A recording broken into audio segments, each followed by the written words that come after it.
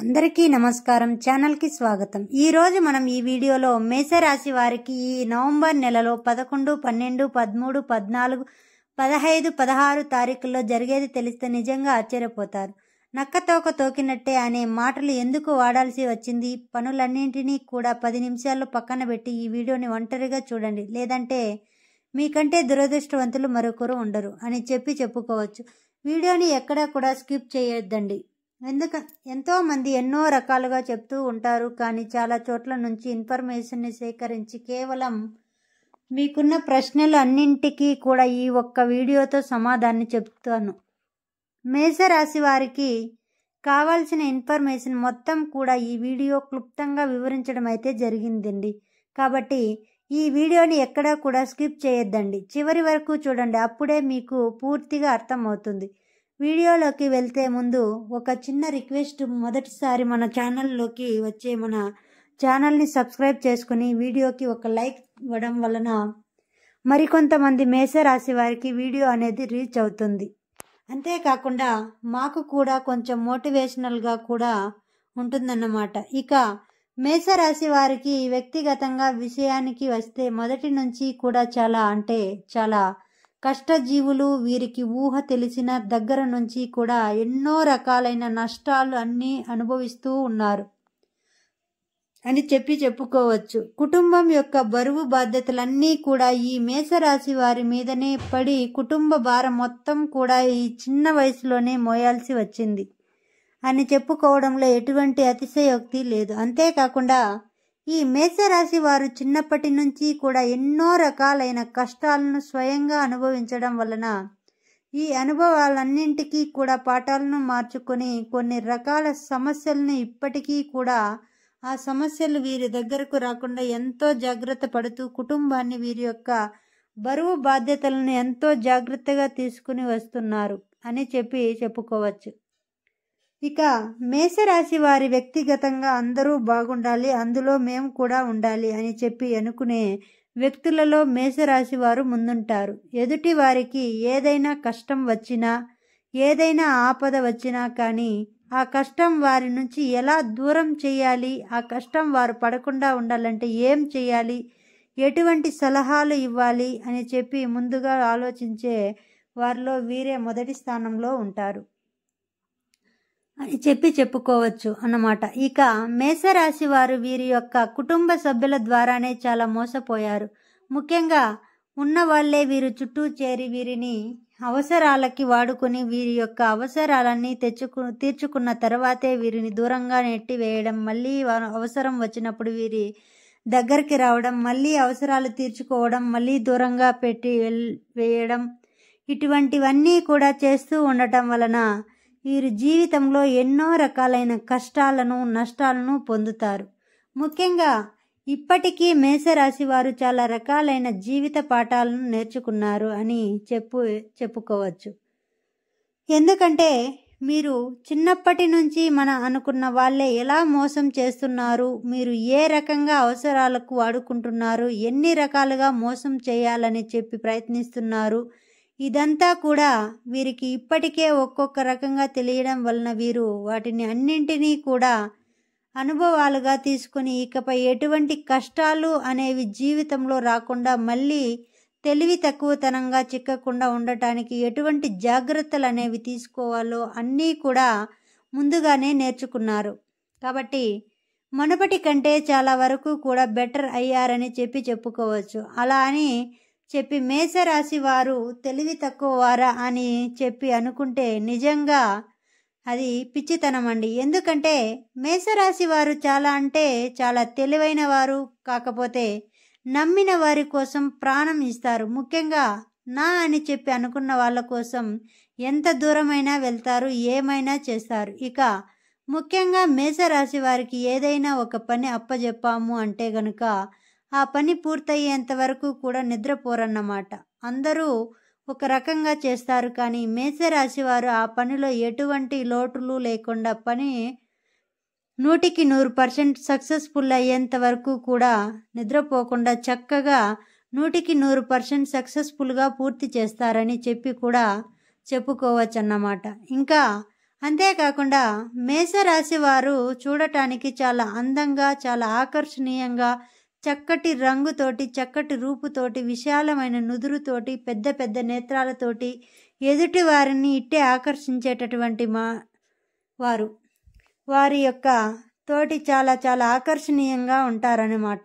కాబట్టి వీరితో కాసేపు మాట్లాడితే, కొంచెం సేపు మాట్లాడితే బాగుంటుంది కదా అని చెప్పి అనిపిస్తూ ఉంటుందన్నమాట. అంతేకాకుండా వీరితో మాట్లాడే వాళ్ళు కూడా మన కష్టాలు నష్టాలు వీరితో పాటు పంచుకుంటే వీరేదైనా కానీ సలహాలు ఇస్తారేమో, మనం కష్టాలు తీరడానికి ఏదైనా మార్గాన్ని చెప్తారేమోనని చెప్పి ఎప్పటికప్పుడు కూడా వీరితో కూడా డిస్కషన్ చేస్తూ ఉంటారన్నమాట.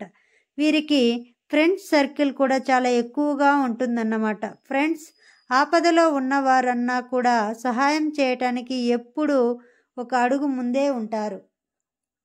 వీరికి ఉన్న మంచితనానికి, వీరికున్న సహాయం చేసే గుణానికి, వీరికున్న మానవత్వానికి, వీరికి దైవానుగ్రహం అనేది చాలా ఎక్కువగా ఉంటుంది. కాబట్టి మీరు ఏ పని చేసినా కూడా ఆ పనిలో ఖచ్చితంగా 100% సక్సెస్ఫుల్ అవుతారు అని చెప్పుకోవచ్చు. ముఖ్యంగా ఈ మేషరాశి వారు కుటుంబానికి చాలా ఎక్కువ ప్రాధాన్యతను ఇస్తారన్నమాట. వీరి యొక్క లైఫ్ పార్ట్నర్గా కానీ, వీరి యొక్క బిడ్డలని కానీ ఎక్కువ ఇంపార్టెంట్ ఇస్తారు. ఇక ముఖ్యంగా మేషరాశి వారికి ఈ 5 రోజుల్లో కూడా, అంటే నవంబర్ 11, 12, 13, 14, 15 తారీఖులలో వీరి యొక్క వృత్తి, ఉద్యోగ, వ్యాపార పరంగా చిన్న పెద్ద బిజినెస్లు చేసే వాళ్ళకైనా, టీ కొట్టు, బండి కొట్టు, చిల్లర కొట్టు ఏది పెట్టుకున్న వాళ్ళకైనా కానీ వీరికి వృత్తిపరమైన చాలా అంటే చాలా కలిసి వస్తుంది అని చెప్పుకోవచ్చు. అంతేకాకుండా వీరికి 100 రూపాయలు వచ్చే దగ్గర, అంటే ₹1.50 పెట్టుబడి పెట్టిన దగ్గర ₹5 వచ్చే అవకాశాలు కూడా కనిపిస్తున్నాయి. సానుకూలమైన పరిస్థితులు అంటే అనుకూలమైన పరిస్థితి అని చెప్పి అంటూ ఉంటాం కదండి. అలా వీరికి ఇప్పుడు అనుకూలమైన పరిస్థితి అన్నమాట. డబ్బు సంపాదించుకోవడానికి మంచి సమయం ఇప్పుడు ఇది వీరికి అని చెప్పుకోవచ్చు. కష్టే ఫలి, ఎంత కష్టపడతారో అంత కష్టానికి తగిన ప్రతిఫలం అనేది ఖచ్చితంగా వీరు చూస్తారు. ఇక ముఖ్యంగా కుటుంబ పరంగా విషయానికి వస్తే భార్యాభర్తల మధ్య నుంచి మంచి అనుకూలత అనేది ఉంటుంది. ఇంకా వచ్చేసి బిడ్డల పరంగా చాలా మంచి అనుకూలత అనేది ఉంటుంది. తల్లిదండ్రుల పరంగా కూడా బాగా చాలా అనుకూలత అనేది ఉంటుంది. ఎటువంటి అనారోగ్య సమస్యలు ఉండవు. భార్యాభర్తల మధ్య గతంలో కొన్ని రకాల గొడవలు జరిగినప్పటికీ కూడాను అవన్నీ కూడా ఇప్పుడు పూర్తిగా మానిపోతాయి. ఇద్దరూ కూడా చాలా అన్యోన్యంగా ఉంటారు అని చెప్పుకోవచ్చు అన్నమాట. ఇక ఓవరాల్గా చూసుకుంటే మేషరాశి వారికి లవర్స్ పరంగా చూసుకుంటే, లవర్స్ పరంగా కూడా గతంలో కొన్ని రకాలైన ఇబ్బందులు, చికాకులు, ఎడబాటు, ఒకరినొకరు మాట్లాడుకోకుండా ఉండడం ఇవన్నీ కూడా అప్పటివి ఇప్పుడు ప్రస్తుత రోజుల్లో అయితే ఇద్దరూ కూడా చాలా ప్రేమగా అన్యోన్యంగా ఉంటున్నారన్నమాట అని చెప్పుకోవచ్చు. వాళ్ళకి అనుకూలమైన సమయం అని చెప్పుకోవచ్చు. రియల్ ఎస్టేట్ చేసేవారికి, సినీ రంగ పరిశ్రమల్లో ఉన్నవారికి, ఇంకా వచ్చేసి బంగారం బిజినెస్ చేసేవారికి కానీ వీళ్ళందరికీ కూడా చాలా సానుకూలమైన వాతావరణం అయితే కనిపిస్తుంది. అంటే వీరికి ప్రతి పరిస్థితి కూడా బాగానే ఉంది అని చెప్పుకోవచ్చు అన్నమాట. ఇక ఓవరాల్గా చూసుకుంటే ఈ 6 రోజుల్లో కూడా వీరికి ఒక రోజు ప్రయాణం తగిలే అవకాశం అయితే కనిపిస్తుంది. అది కూడా వృత్తిపరంగా అన్నమాట. వృత్తిపరంగా వీరికి ప్రయాణం చక్కగా లాభాన్ని అందిస్తుంది అని కూడా చెప్పుకోవచ్చు అన్నమాట. ఇంకా ఆరోగ్యపరంగా కూడా ఎటువంటి ఇబ్బందులు, చికాకులు ఉండవు. ఎవరైతే వివాహం కోసం ఎదురు చూస్తూ ఉన్నారో వారికి వివాహ భాగ్యం కలిగే అవకాశం కూడా కనిపిస్తుంది. సంతానం కోసం ఎదురు చూస్తే వాళ్ళకు కూడా సంతాన భాగ్యం కలిగే అవకాశం ఉంది. కొన్ని రకాలైన సమస్యల వల్ల ఆడవాళ్ళకి సంతానం కలగక ఇబ్బందులు పడుతుంటే డాక్టర్ సలహా అనేది కొంచెం గట్టిగా తీసుకుని మంచిగా కూరగాయలు, పండ్లు తీసుకుంటూ కాస్త బరువుని అదుపులో ఉంచుకోగలిగితే మంచిగా సంతాన భాగ్యం అనేది కలిగే అవకాశం అయితే ఉంది. మేషరాశి వారికి ఖచ్చితంగా ఉంది అని చెప్పుకోవచ్చు. అన్నమాట. ఇక మేషరాశి వారికి నరదిష్టి అనేది చాలా ఎక్కువగా ఉంటుందండి. ఈ నరదిష్టి అనేది తొలగించుకోవడం కోసం ప్రతి సోమవారం కూడా శివాలయానికి వెళ్ళడం, శివాలయం నుంచి తెచ్చుకున్న విభూదిని ప్రతిరోజు కూడా నుదిటిన ధరించడం, స్నానం చేసే నీటిలో విభూదిని వేసుకుని స్నానం చేయడం వలన వీరికున్న నరదిష్టి అనేది పూర్తిగా తొలగిపోతుందన్నమాట. అంతేకాకుండా ప్రతి ఆదివారము కూడా ఉప్పు, నల్ల ఆవాలతో దిష్టి తీసుకుంటూ ఉండటం, ఎర్ర నీళ్లతో దిష్టి తీసుకుంటూ ఉండడం వల్ల కూడా వీరికున్న నరదిష్టి అనేది తొలగిపోతుందన్నమాట. ప్రతి నెల అమావాస్యకి ఇంటికి గుమ్మడికాయ దిష్టి తీసివేయడం వలన కూడా వీరికి ఇంటి పరంగా ఉన్న దిష్టి దోషాలు ఏమైనా ఉన్నా కూడా అవన్నీ కూడా పూర్తిగా తొలగిపోతాయి అన్నమాట. ఇక ఓవరాల్గా చూసుకుంటే ప్రతి మంగళవారం ఆంజనేయ స్వామి గుడికి వెళ్ళడం, ఆంజనేయ స్వామికి తమలపాకుల మాలను సమర్పించుకోవడం, ఆంజనేయ స్వామి యొక్క సింధూరాన్ని ఇంటికి తీసుకుని రావడం, ఇంటికి తెచ్చుకున్న సింధూరాన్ని ఎప్పుడైనా ముఖ్యమైన పనుల మీద బయటకు వెళ్ళేటప్పుడు ఆ సింధూరాన్ని నుదుటిన ధరించడం, వీటి వల్ల కూడా మీకు నరదిష్టి, నరఘోష అంటే అవి తొలగిపోవడంతో పాటు మీరు అనుకున్న పనులు, మీరు వెళ్ళే పనులు అనేవి సక్రమంగా సవ్యంగా జరుగుతాయన్నమాట. ప్రతి శనివారం వెంకటేశ్వర స్వామి గుడికి వెళ్ళడం, స్వామి వారికి తులసి మాలను సమర్పించుకోవడం, అంతేకాకుండా రావి చెట్టు కింద ఆవు నేతితో కానీ నువ్వుల నేతితో కానీ దీపారాధన చేయడం, పిండి దీపారాధన చేయడం, ఇంకా రావి చెట్టు, వేప చెట్టు కలిసి ఉన్న చోట 12 వత్తులతో అఖండ దీపాన్ని వెలిగించడం వలన కూడా మీకున్న జాతక గ్రహ దోషాలు ఏమన్నా ఉంటే, శని దోషాలు ఏమన్నా ఉంటే అవన్నీ కూడా పూర్తిగా తొలగిపోయి మీరు పట్టిందల్లా కూడా బంగారం అనేది అవుతుందన్నమాట. ఇక ఓవరాల్గా కూడా మీకు ఎటువంటి దిష్టి దోషాలు, గ్రహ దోషాలు, జాతక దోషాలు ఉన్నా కూడా ఖచ్చితంగా ఏదైనా ఒక సోమవారం రోజు పరమేశ్వరునికి అభిషేకాన్ని చేపించే ప్రయత్నం చేయండి.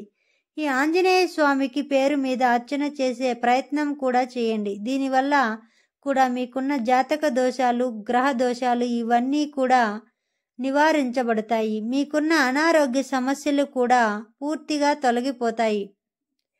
అర్థమైంది కదండి. మరి మేషరాశి వారికి ఈ వీడియో నచ్చింది అనుకుంటున్నాను. నచ్చింది అనిపిస్తే ఈ వీడియోకి ఒక లైక్ ఇవ్వండి. మీరు ఇచ్చే లైక్ వల్ల మాకు కొంచెం మోటివేషన్గా ఉంటుంది. అంతేకాకుండా మరి కొంతమంది మేషరాశి వారికి వీడియో కూడా రీచ్ అవుతుంది. అలాగే మన ఛానల్ను సబ్స్క్రైబ్ చేసుకుని ఓం నమో వెంకటేశాయ అని ఒక చిన్న కామెంట్ చేయండి. ఆ పరమేశ్వరుని యొక్క ఆశీస్సులు, లక్ష్మీదేవి యొక్క కటాక్షం మీ మీద, మీ బిడ్డల మీద ఎల్లవేళలా ఉండాలని చెప్పి మనస్ఫూర్తిగా కోరుకుంటూ సర్వే జన సుఖినో భవంతు.